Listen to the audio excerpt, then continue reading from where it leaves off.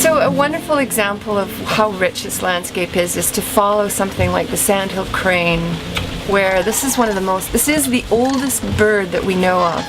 The fossil remains go back without change 9 million years. And probably in this landscape, even 9 million years ago, there was the possibility that anybody walking this landscape, it would have been almost recognizable. There would have been the whales there would have been the sea lions, otters, kelp beds. Those were all around here 9 million years, and the sandhill crane would have been flying over this incredible landscape. And here you've got an animal that is so beautifully adapted to its environment, like 9 million years of evolution, where it forages in the intertidal zone. It moves up through the forest up into these bogs where you've got these ancient life forms like these club mosses that just have been around, since the dinosaur time.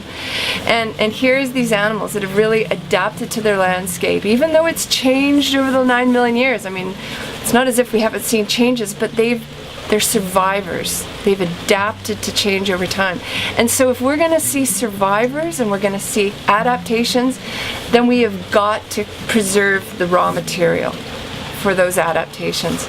And I also think the sandhill crane is a wonderful example of it, because it's sort of this iconic creature. When they fly over, it's almost like you've got a pterodactyl flying, and in fact it is. It's a slightly modified pterodactyl. And the same as the whales. The whales were swimming in the oceans millions of years ago.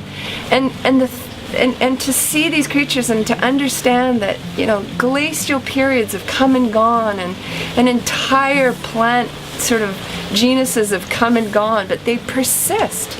And so the fact that you could eradicate these life forms from having the possibility of adapting to the future, to me is just, it's unfathomable that one generation's little obsession with fossil fuels could potentially damage an evolutionary line of 9 million years.